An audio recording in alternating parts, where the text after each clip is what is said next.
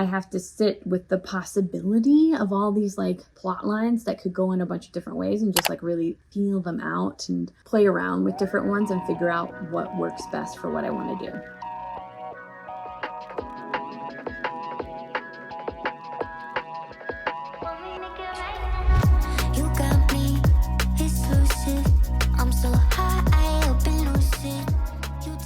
Hey everybody, welcome back to my channel. I thought that today maybe we would do something a little different. I want to get into more like vlog style train of thought videos where I bring you along with me on a day of writing. So I thought maybe that's what we could do today. I am past the phase of my book launch of my previous series, which is a YA sci-fi romance. If you haven't checked it out, I will pop them up here, the covers, and I will include the links below in the description box. But since that is fully out, we are transitioning into this new phase, which is drafting an entirely new book. I haven't been here in so long that I am not even certain that I remember what I'm doing. I mean, I guess I did just draft the third book in my trilogy last year, but this is totally different. I am totally starting an entirely new project, which means that I have to plot from the ground up.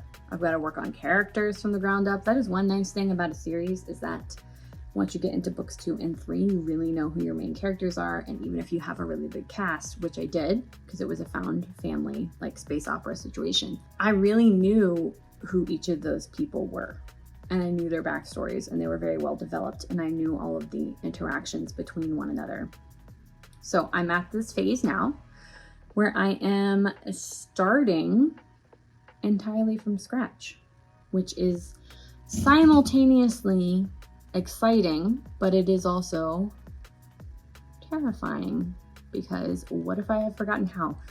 I'm also transitioning to an entirely new genre. I was writing YA sci-fi before, and this is going to be contemporary romance fantasy, because it's like a werewolf romance set in the Seattle area. I currently have planned 4 books in this series. They will not all be set here. Just the first one is really. Maybe in the Pacific Northwest, all of them. Definitely all the West Coast. I have a general plan for the other 3. They're gonna be interconnected standalones. So I want each book to be the romance story of a different couple that in some way is lightly linked to the previous book. And then ideally I'm gonna have like an overarching plot that builds throughout all 4 books. So the 4th book will be like the culmination of this like underplot that is going beneath all of the previous 3. I feel like I've seen that done a lot with historical romance. If you know anything about me, you will know that I love historical romance, and that was my bread and butter. That's what I grew up on, just devouring those, and I still do. And I feel like I want to bring that energy into the werewolf romance genre. I have read so much werewolf romance, and I can't seem to find exactly what I am looking for in terms of like a dark, gritty, kind of like feminist approach that also has spice and has a happy ending. So hopefully I will be able to create that myself. I think that I have a pretty good idea. I know that I have the first book really solid in my brain, and I really know what I want to say with that book and what I want to do with it and what journey I want to take these characters on. Mainly the female main character, she is solid in my brain. I feel really good about how I want her to grow throughout the process of this book and how I want this relationship to change her. That being said, I am really working on the rest of the plot around that. I think I want it to be a murder mystery, which is fitting. It is also the middle of summer that I'm writing this, and it's set like in the fall in Seattle. And if you know anything about the weather here, it's really gloomy in the fall. So I feel a little bit weird sitting on my deck in the sun and writing a dreary murder mystery about werewolves. But we are here and we are doing it. So we're just gonna keep moving forward. But how am I feeling about approaching something that is so different? I have already written about 15,000 words on this project. I have the full plot done and ready to go. That being said, I am still like workshopping some elements, and I feel like some of the motivations need to be fleshed out. and it's been a process to not have everything like fully nailed down when I'm in drafting mode. I think shifting gears from a place where the last book that I worked on, I had like a lot of time between imagining it and actually drafting it because I took such a hefty pause for my mental health that by the time I got to drafting, I was like so solid in that story. I felt so good about where I was going. And now, because this idea is kind of new to me, I have to sit with the possibility of all these like plot lines that could go in a bunch of different ways and just like really feel them out and play around with different ones and figure out what works best for what I want to do. And even though I'm carving out time for that, I still feel like I have drafted a bunch of stuff, and now my male main character, the hero of the story, is like, he's not feeling as like robust, as like tangible as my female main character. And I want him to not be a plot device for her, even though she is really who I want this book to be about. It is going to be dual POV because I love a dual POV. I guess I could write it in first person. No, we're not doing that. I decided what I'm doing. We're sticking with it. I just need to figure out how to put him in more stress, I think. His life is a little too cushy, y'all. Like, I can't just have him tootling around, being the best at everything and having everything. That's just not gonna cut it. So that is where we are now. But I'm gonna go make a little bit of an iced coffee, and I need to clean off my desk because it is a mess. You can't see it, but it is.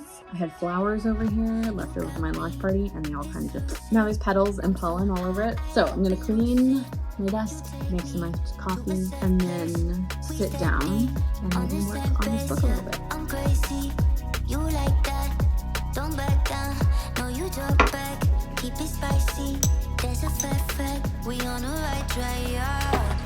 Driving me wild, giddy up like a stallion, start up and ride you, we crossing the line like a champion.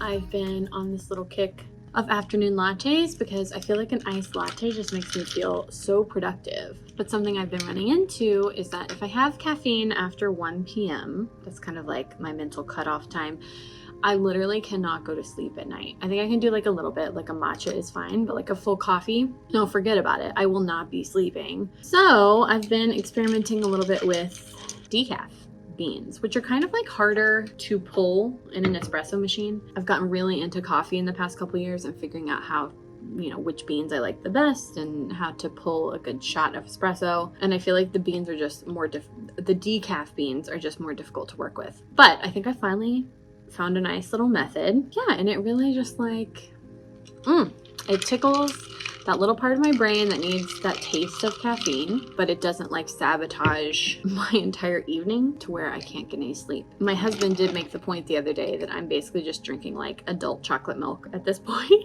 because it's really just like milk with a little bit of sugar and then the taste of caffeine. So it's like, what's the point? But I don't know, maybe I need to figure out how to put something else in here so it feels like it's not just adult sweetened coffee tasting milk. So if I think about it that way, it's not that appealing. Anyways, okay, it's time to get into writing because we've got our little treat. We're ready to go. Let's talk a little bit more about what this book is about. So I said it's a werewolf romance. I really think that this book is like a response to everything that's going on in the world. It's kind of like, I want it to scream like angry feminist, but in a productive way.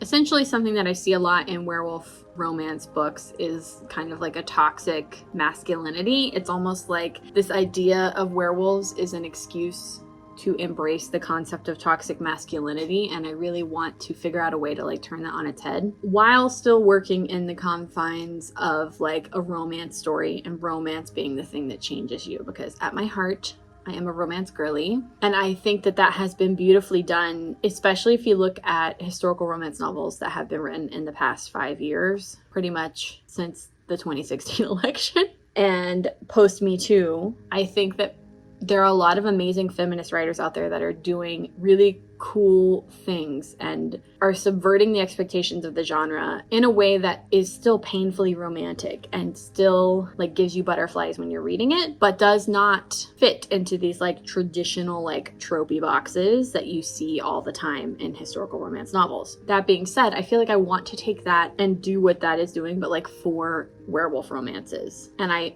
spent last year, I went like on this kick where I was reading every single one that I could get my hands on, and I could not find what I was looking for. So then I was like, you know what, maybe I should write it. Maybe I should write it. So here we are. The general premise here is that we have a main character, female, who is running from her past. She lives in the city away from like a pack, which is very rare. She has externally like very feminine qualities and is very like femme physically, but I want her energy to present very masculine and like unabashedly powerful. On the other hand, I want my main character, should I tell you their names? We got Harper. She's the main female character. And then we have Max. Insert dog jokes here. Listen, I worked through so many. I workshopped his name so much. And I just like was so happy to come up with the name Max. Because I was like, ooh, sexy boy from like the 90s. It's giving like Saved by the Bell. It's giving Boy Meets World. And then I pitched this to my writing group and they were like, oh, like a dog?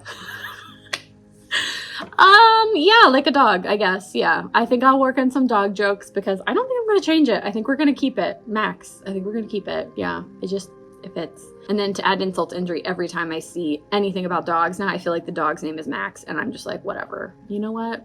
He's a werewolf named Max. I'm sure they exist. But where she is femme outward, masculine inward energy, he's gonna be like the reverse. So he's gonna be externally like super masculine, alpha situation, and then his energy is gonna be very like low and non-confrontational and like level. It's interesting because the story that I want to tell here is basically like a healing journey for her, and like I want her to heal from the toxic cult-like environment that she grew up in, where, you know, there's like chauvinist masculinity in the pack that she grew up in, and like grooming, and like I should probably be saying there's gonna be a lot of things that I can't say because I feel like the tubes will censor me. She's gonna have grown up in a situation that is not great, and I want her to heal from that. And she like ran away from home, and she lives like without a pack essentially, and rejecting this beast side of herself because she's a werewolf too. And I want her to heal from that. And the challenge, I think, in romance novels, essentially both characters are supposed to change and to grow because of one another. And I think I mapped this out really well to where I know how he is going to help her heal and help her see a beautiful example of like positive masculinity. My issue that I think I've run into is that I have made him a little too perfect. Like, I think I have not given him enough conflict, because it's going to be hard to get this very angry, hurt, solitary woman to trust anyone again. And like, how do I get her to trust someone unless he's perfect? And I think maybe that's like what I did, is that I went and made him the perfect man. And that's not really working as I'm writing the book, because it is dual POV. And every time I get into his head, I just feel like, where's the conflict? There's no, besides him being like, oh, I want to see her again. That's not of conflict. So I spent some time talking with writing group peeps about maybe like how to expand his character a little more and give him room for growth. Like, I need to wound him more. He does have childhood wounds because I did that work setting him up. I just haven't really like shown that, and I haven't really set that up in any way. And I don't want his only conflict in life and his only like challenge in this book to be Harper. I want him to exist on his own and have his own dreams and desires, and then she needs to get in the way of that. And I think that I've just been making him too flat. So that's interesting. Anyways, that is what I am working on today. I'm gonna be like trying to flesh out his character a little more. I think I'm gonna work on some plot. I have done extensive plot work. I feel really good about where the book is going and the steps that we have to take to get there. But I think, and this is sometimes the things that you just learn like as you start to draft, it's like once you hop in there, you realize that maybe you need to flesh out certain things, and certain things aren't working. And clearly I need to spend a little more time figuring out not who Max is, but figuring out ways that I can stress him more. And to not maybe be afraid of making him flawed to begin with. Like, he doesn't need to be perfect when she first meets him. And now that I'm saying that out loud, I'm like, oh, maybe she's right to hate him at the beginning because he is a little bit of a jerk. Ooh, and that would be interesting to see how I could make him grow to where he's less of a jerk for her. Okay, I think I know where I'm going. So I'm gonna sit here and sip my little adult chocolate milk. And yeah, let's just see where she goes. I'm so high, I open lucid. You take me to a safe place. We steady on the same pace, yeah. I'm crazy. You like that? Don't back down. No, you drop back. Keep it spicy. There's a fact. We on the right track, yeah. Driving me wild, giddy up like a stallion. Saddle up and ride you, we crossing the line like a champion. Driving me wild, giddy up like a stallion. All right, update. I am trying to concentrate on the book, but I also just realized that I need to edit the ebook for book 3 of my sci-fi series because I had forgotten to put in a lead magnet in the end of that ebook, which is basically just like a page at the very end encouraging people to go to my website to download a free PDF, so like an extra scene. That's kind of like how I get people on my email list. They get to the end of the book and it's like, oh, you want to see an extra scene of these 2 characters, go to my website and they can click on the URL and then get on an email list and download the extra scene. Regardless, I forgot to add that. The nice thing about ebooks though is that if you want to change details like that, you can, and you don't have to issue a new ISBN because it's not a big enough change to warrant that. So all I have to do is update the file and re-upload it to all of the sales platforms. The 3rd book in the series is available on all platforms, so that does mean I need to go through and update it on all of them. But that's pretty easy because I use Vellum for the ebooks. So I go through and I will just update that document and then re-export everything and then go on each of the individual platforms and re-upload the final ebook file. So I'm gonna pause on writing. I feel like I've gotten to a really good place. I think making the realization of how I need to change the characters has really helped me, and I was really just kind of like working on backstory today, really fleshing out where they are at the beginning of the book. I mean, Harper's story is freaking solid. Like, I feel so good about where she's going and the journey she's gonna take. I think working on Max's has been really helpful for me today because I really, want to make him ideal, because at the end of the day, this is a romance novel and it's escapism. But I also want him to have room to grow, because I think that is where we feel the most for characters, when they go through some sort of change. And I especially want him to have to go through that change because of Harper. So that's what I did today. I was really spending some time thinking about what's an appropriate amount for him to be flawed in the beginning of this book and for us to still like him. More specifically for Harper to still like him, because there has to be room for that. And if she is wounded and so averse to this alpha male thing, I have to, it's such a delicate balance, because I need to make him flawed, but not so flawed that she would literally never look at him ever. Or maybe I'm being too precious with it. Maybe I should just make him... No, because that's what she's running from. She's literally running from toxic masculine alpha, wolves. Wolves? I don't know what. Werewolves. Yeah, so I want him to be different. Or at least the potential for difference. Okay, so that is that update. I'm going to go work on... We're going to shift gears, work on that other project, update those files, and then see if I'm going to do a little more work on this today. And then that's probably it today for this deep dive into my new project.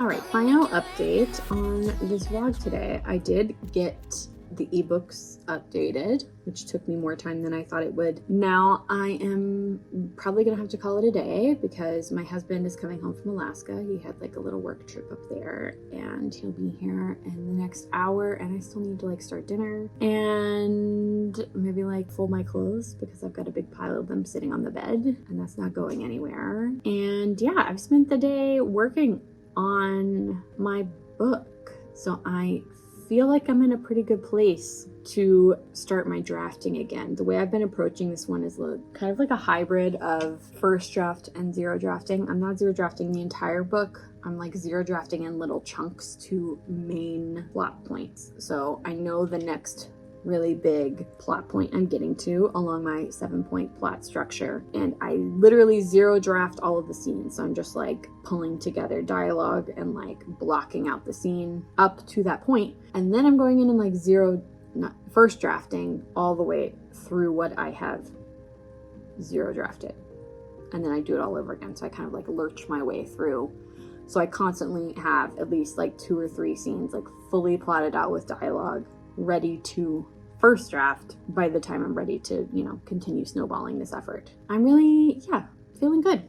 I'm interested to see how this project develops. I'm a little bit like wary of writing something that's so uniquely different. I think my YA sci-fi series almost was a little easier because there's all this like other stuff going on. There's a lot of like political machinations and like there's a war. So there's like a lot of like external things that are happening that can also drive the characters. This one, although I do have external things because I'm making it like this murder mystery situation and it is about supernatural creatures, it's a little harder because it's really just kind of like boiling down. All of the interactions are around the 2 main characters and their relationship with one another. And almost like it being simpler in that way is making it a little more difficult. I don't know why that is. I mean, I can't just decide that the space station is going to get attacked and then we're all forced into some type of dramatic situation. It's a little more complicated, especially because they are in our society. Like it's a contemporary real world setting. And that's been interesting to have to like wrap my brain around. I really think it's like exercising a different part of my brain so that I am having to learn how to think through these arcs that I'm trying to put these characters through, but like in a more mundane way. That being said, like werewolves aren't that mundane, but they are more commonplace than like a futuristic sci-fi society with like 2 worlds and spaceships and all this other stuff going on. So anyways, that's going to be the challenges for me moving forward. I think is just, reprogramming my brain to think through plot that way and to think through character arcs that way. And when I get to a place where I feel like it's not working, to not like force myself onto this path because that's how I plotted it, and maybe like pause a second and be like, okay, why are his scenes harder for me to write? Because maybe the way I've set up his character is not complex enough or is not like flawed enough in order for there to be true growth. I feel good about the fact that I made that realization, and I'm working through it because I think that that is really all there is to writing. It's just like a continual process. So if you're interested about how I go through this journey of writing this new book series, do hit that like and subscribe button so you can follow along with me. And if you want even more sneak peeks, go over to TikTok or Instagram and follow me there, because I'm gonna try and do more like daily updates and like actual talking to the camera videos over there, because I think that is like the key for marketing on TikTok. It's just like being authentic. So that's my theory anyways. We will test it out. If you're interested in following along, go check me out. I'm Medina J. Lynn over there and on all other platforms. Until next time, good luck on your projects and good luck with your reading, and I will see you around. Bye.